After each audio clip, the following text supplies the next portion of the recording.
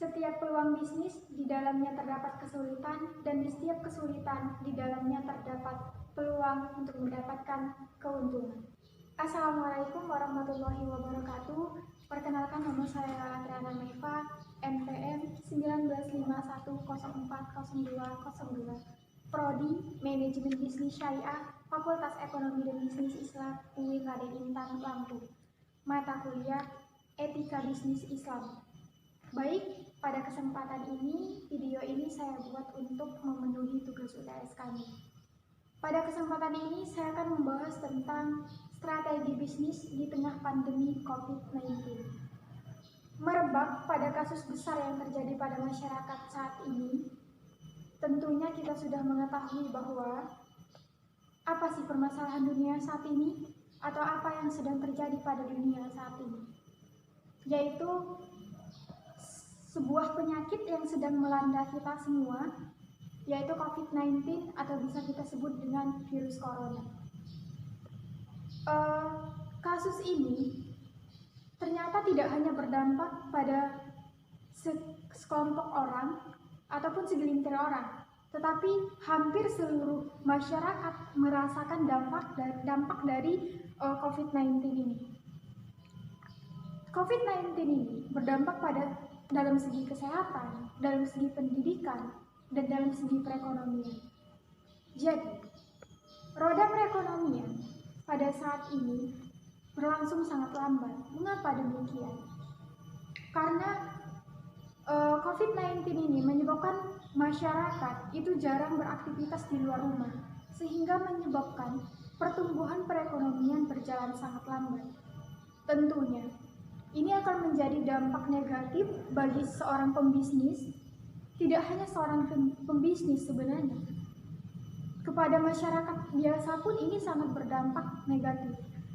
Jadi, ketika kita berbicara tentang strategi bisnis, tentunya seorang pembisnis ketika mendapatkan sebuah musibah atau mendapatkan sebuah tantangan yang membuat perekonomian itu akan menurun, maka seorang pembisnis harus mempunyai strategi untuk melawan tantangan tersebut, bukan hanya berdiam diri.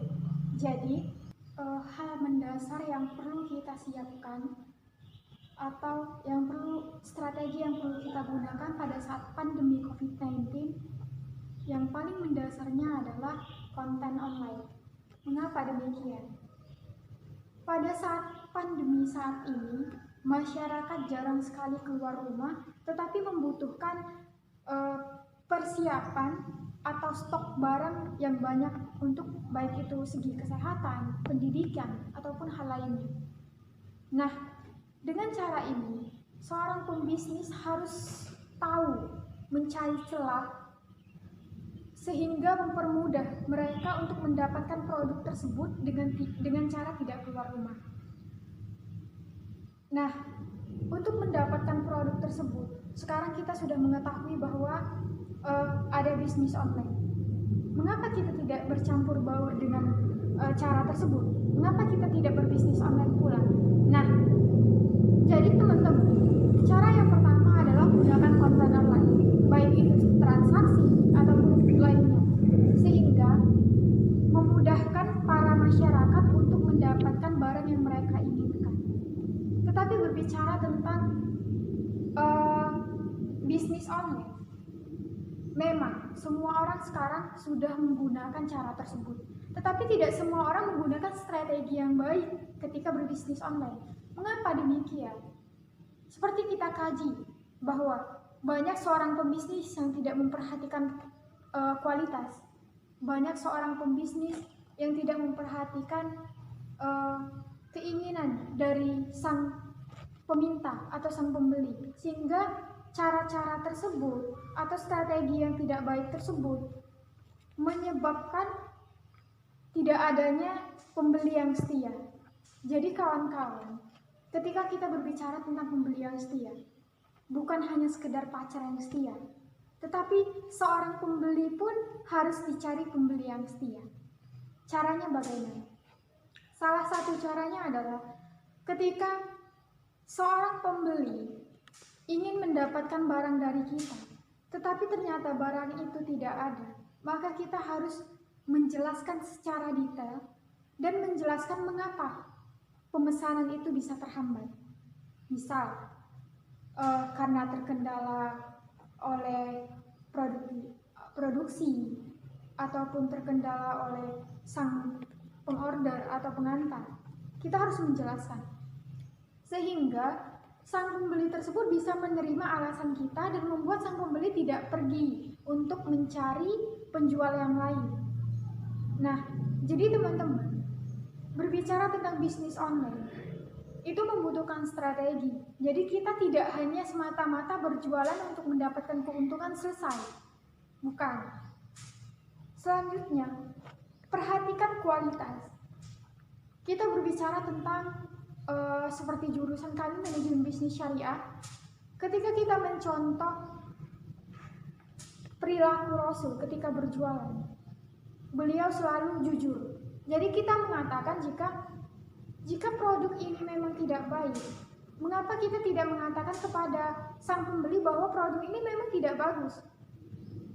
Jadi ketika kita jujur kepada sang pembeli itu walaupun mendapatkan produk yang kurang baik, tetapi akan merasakan puas.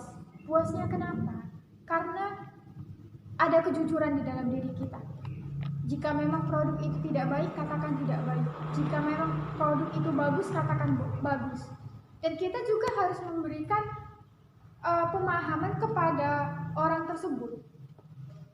Jika ingin yang berkualitas, maka harga pun berkualitas. Dan jika ingin harga yang murah, maka jangan minta produk yang berkualitas. Sekarang kita berbicara tentang masyarakat yang jarang keluar rumah, sehingga menyebabkan pasar lesu, omset menurun, dan produktivitas terhambat. Sehingga ketika semua orang membutuhkan suatu produk, tetapi produk itu tidak bisa diproduksi, lalu bagaimana caranya suatu bisnis itu akan berjalan dengan baik? Nah, adapun strategi-strategi yang harus kita bangun. Yang pertama, jangan hanya berjualan, tunjukkan kualitas. Ketika kita berada dalam permasalahan dunia, coba tunjukkan apa yang kita jualkan itu memiliki kualitas. Jadi tidak hanya semerta-merta kita memperhatikan keuntungan. Karena ketika kita berbicara pada permasalahan dunia saat ini, ketika kita hanya selalu mengutamakan keuntungan, maka itu akan mempersulit bisnis kita dan akan menyulitkan selanjutnya, masa-masa selanjutnya. Adapun strategi yang terakhir yang saya berikan adalah hubungi para pelanggan dengan menggunakan berbagai media. Jadi sekarang media yang tersedia itu tidak hanya satu, tidak hanya dua, ada banyak sekali. Baik itu melalui WhatsApp, Instagram, Telegram, dan lain-lain. Jadi jangan hanya menggunakan satu aplikasi. Karena dengan menggunakan satu aplikasi, tidak semua orang menggunakan aplikasi tersebut.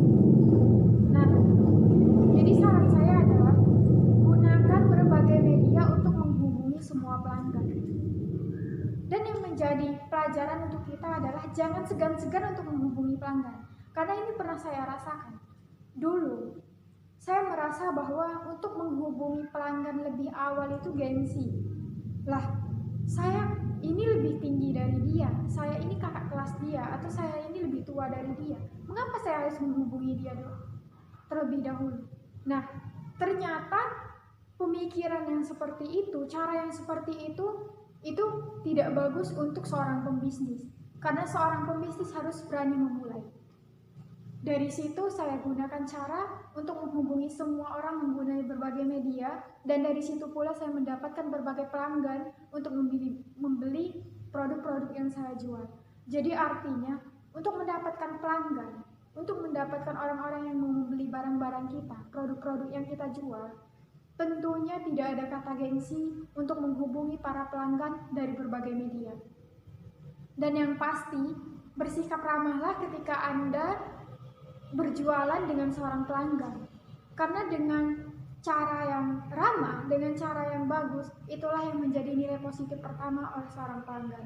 Karena semurah apapun yang Anda jual, seberkualitas apapun yang Anda bisniskan, yang Anda promosikan, jika Anda bersikap tidak baik terhadap pelanggan Anda, maka itu tidak akan menjadi dampak positif untuk penjualan Anda. Jadi, pandai-pandailah mempromosikan apa yang Anda jual, pandai-pandailah untuk mencari produk yang memang sedang mereka butuhkan. Contohnya saat ini. Saat ini kita sedang berada pada COVID-19 atau virus corona. Tentunya yang paling diutamakan adalah kebutuhan rumah tangga dan untuk kesehatan serta pendidikan. Jadi, mulailah promosikan yang bersangkut paut dengan kesehatan. Mulai itu obat-obatan ataupun sayur-sayuran yang akan meningkatkan stamina tubuh. Mulai itu dari segi pendidikan, misal tas, buku, pensil. Dengan cara ini, banyak sekali ibu-ibu rumah tangga ataupun anak-anak sekolah yang mencari barang-barang kebutuhan untuk pendidikan.